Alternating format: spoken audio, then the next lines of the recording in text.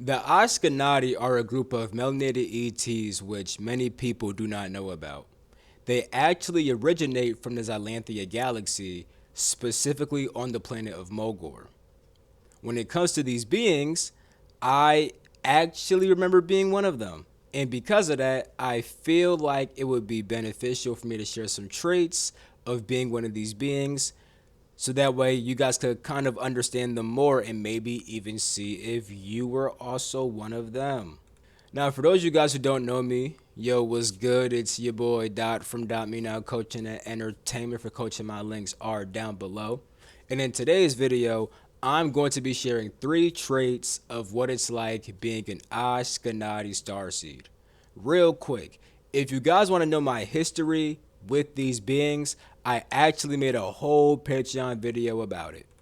This video right here, this one, I actually explained my history of going to Xylanthia and being a feline, but then eventually helping out these beings and then becoming one of these beings.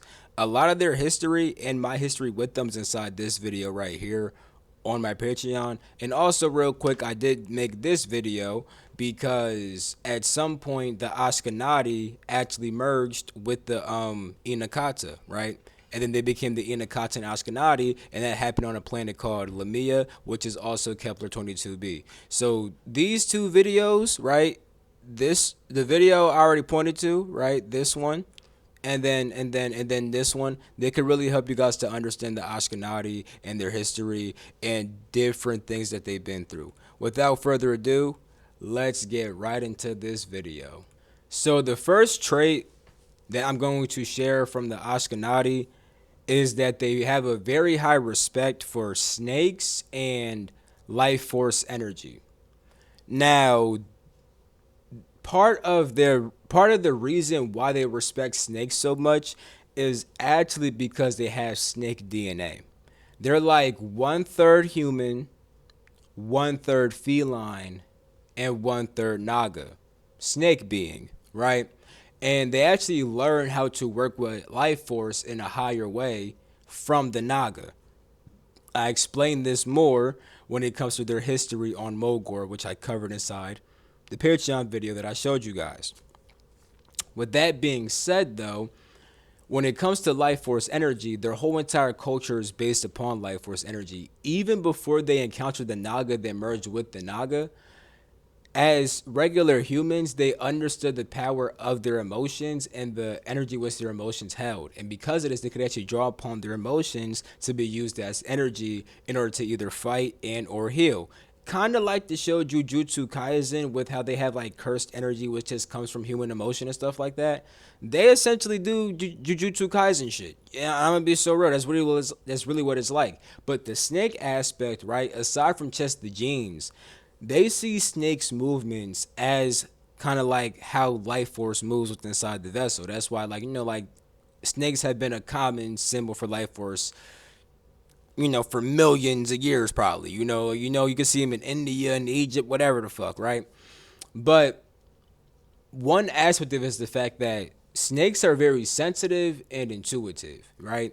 And they can kind of just pick up on these more subtle frequencies. And when it comes to the humans, they kind of see themselves as having that snake ability, being able to intuitively tap into that subtle energetic flow of life force which is inside of you and all around you.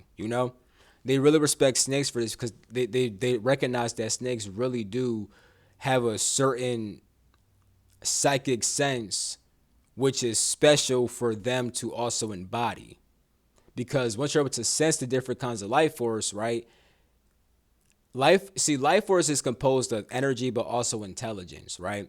And when you're sensitive to the energy, you could also understand the intelligence behind that energy and then begin to utilize that energy for whatever purpose you want to do it for, whether it was for healing, for warfare, for creation, destruction, whatever it was. That's what these beings would do. So they really respected snakes and life force energy a lot because they understood how life force energy worked. And they understood that if you could actually understand the life force energy that you're interacting with, you could also gain more control over it and then utilize it for a certain specific purpose, you see? Now, the next trait I'm going to share of the Ashkenati is that they are naturally born warriors. Understand that when they were like just humans, because like when they were human and like they didn't mix with the felines or the snakes and stuff like that, they actually came from a whole different planet that was actually like you access the planet through a time rift that's in Xylanthia. It pretty much when you go through you get put in like this pocket of like space and time, which is kind of like outside of the normal people's sense of space and time. It's hard to describe it, but just know it's a time rift that sends you to a whole separate pocket of time and space. And a lot of felines actually went through that time rift and actually got lost because when they went through the time rift, they became humans. Like there was already humans on the planet, which there was already humans on the planet which the felines ended up on, but a lot of felines that went through the rift also just became regular humans too. You see? Now I'm saying this because the regular humans and the felines that became humans, they were natural warriors, right? And they already had the practice of using their emotions as, power in order to fight, you know? Now, with the extra feline genes added, right? Because at some point the felines found out how to escape the rift, and also the humans came out the rift, and then the humans that came out the rift that weren't feline, they eventually ended up merging with felines, right? Some of them didn't, but a lot of them did. The ones that became Ashkenati, they merged with the felines. You feel me?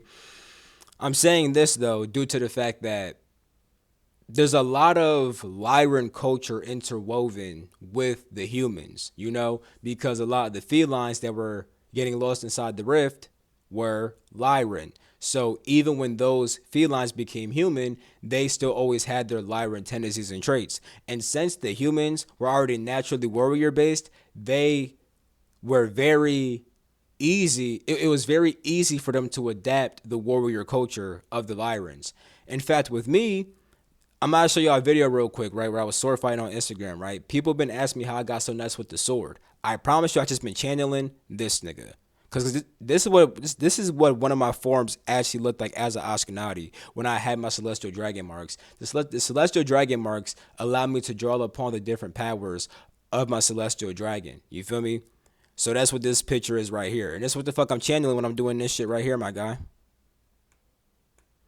Like, as you see, I call myself a Kuna Wakuzi. That was a name that I had back then. And I was called the Ashkenati Lyran Dragon Warrior because I was already inherently Lyran, right? But I also had the power of a dragon, specifically my 7D Celestial Dragon form. There's a lot of history that I have with the Ashkenati, which I'm gonna share on Patreon. Like I said, I already shared my origins with them, but I didn't share like my full evolution of being one and what I became at the very end. You feel me? So I'll make sure to post that on Patreon as well because I really do get with the sword shit. You feel me? It's really just it's in my body, right? Like my feline self already did sword fighting in Lyra during the Lyran Wars. So it's like as a human, I was doing the same exact shit. You feel me? And it actually became even better because now when I had the fucking Celestial Dragon marks, I could mix the feline and the dragon shit even more. Because with felines, right, what they used to do, see, a lot of people don't know this shit about Lyran dragon magic, right? With Lyran dragon magic, right, Lyrans would actually get dragon flames and they would actually like imbue their weapons with a dragon flame and then fight with the energy of a dragon. So I would already do that. You feel me? But on top of that, now I had the fucking marks on my body to draw on the power inside my vessel. You feel me? Even though there are Lyrans that also could imbue themselves with dragon flames and use a dragon flame as well. The culture between Lyra and dragon magic is actually not very talked about and not very known about, but it's very huge. I've been learning a lot about it. So I may share that with you guys. I may share that with you guys some other day and stuff like that, whether it's on YouTube or Patreon. I don't know. But that's another trait. The fact that the Ashkenati are naturally warriors, especially because they have those Lyran genes and those feline genes. And even before the feline Lyran genes, even the regular ass humans, they were already fighting on their home planet that was inside the rift. You feel me? And they dealt with a lot of like slavery and stuff like that, and they had to fight back and shit. That's how they became warriors. You feel me? So yeah. Now it's time for the last trait of this video. The last trait I'm gonna share in this video is that they have a natural love for magic, especially magic that involves them utilizing their own life force or the life force of like other things, right? So once again, I mentioned Jujutsu Kaisen, right? Or Jujutsu Kaisen, right? That's literally how these beings fight. These beings also, and here's the reason why it's called sorcery too, because even inside the show Jujutsu Kaisen, they call it Jujutsu sorcery, right? The reason why it's sorcery is because these beings know how to source life force energy from other things. Usually either their emotions or elements. Those tend to be the main things. They'll either draw upon the life force of their own emotion or of elements. And actually with some Ashkenati, they can get to a point where they actually are able to imbue their natural energy with a certain elemental property. So, for example, someone who always has a lot of anger, right? Their anger can be imbued with firepower, and now they have a natural fiery energy. Similar like a calm person, someone who's always calm, can have like a natural water energy. You feel me? But that could also be for chaos too. A very emotionally chaotic person could tap into like the stormy aspect of water and stuff like that. You feel me? So not only would they draw upon their energy and elements, but they also learn how to actually imbue their own natural life force with elemental properties. So now if you ever felt their energy, you also felt the element also. If somebody was very strong and disciplined and rooted, you would always kind of feel the earth around them. You feel me? But they didn't only draw upon elements, they drew upon dragon flames. You know what I'm saying? They drew upon the Lyran spirit, right? There's different, like you have the red Lyran spirit, blue Lyran spirit, purple Lyran spirit, gray Lyran spirit. I actually explained the different Lyran spirits on my Patreon. You feel me? In fact, actually, let me show you something real quick. When it comes to this name, right? Akunu Akuzi, right? The Akunu part is linked to some Inataka Inakata shit. You feel me? The Akuzi part is on some what the hell? No, I just forgot their fucking name. Oh, Anuhazi shit. You feel me? The Anuhazi are like the godlike Lyrans, okay? I explained the Anuhazi on my Patreon also, and they have a religion called Akatsu. You feel me? Akatsu is the spiritual practice of accessing and utilizing the different powers of the Lyran spirit. Once again, on Patreon, I already made a video a grip ago about the different powers of the Lyran spirit and stuff like that. So because the Ashkenati were inherently Lyran, they had Lyran genes, they could also access the Lyran spirit. You feel me? And once again, these beings at some point mixed with the Inakata. That's why, like in my name, you have the Ukunu for like the Inakata Inataka side, and then the Akuzi for the Anuhazi side, because it's a mix of like these Inataka god beings and these Anuhazi god beings. Granted, the Anuhazi are technically part of the Inataka, but not part of the Inakata. You feel me? So imagine that the Inataka could split off into Inakata and Anuhazi. You feel me? So yeah, there's more I could explain with that, but that's not what this video is supposed to be. You feel me? So I'm gonna just put that shit away. But with that being said,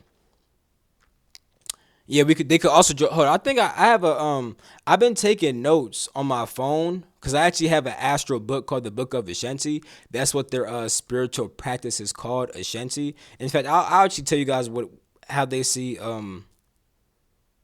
I'll tell you guys kind of like how they define Ashanti. I just gotta pull that shit up in my notes real quick. All right, boom. Astral Books, Book of Ashanti. Ashanti is the spiritual art of harnessing and utilizing life force energy in order to achieve a goal through your spirit's will. That's what Ashanti is, right? And yeah, they draw upon. Oh, they also draw. I forgot to mention this shit. Yeah, so I mentioned the Lyran Spirit, Dragon Flames, and also like Phoenix Flames were heavy with them. Specifically like Eternal and Divine Flames, because like Phoenixes. So there's two levels of Phoenix. You have like the regular Phoenix. They have like these fucking avian seraphim Phoenixes. I already mentioned these on my fucking Patreon also, right? Now, the avian seraphim phoenixes, they have divine flames, which have divine energy, 9D energy. Eternal flames are like the regular phoenixes. They all have 7D energy. You feel me?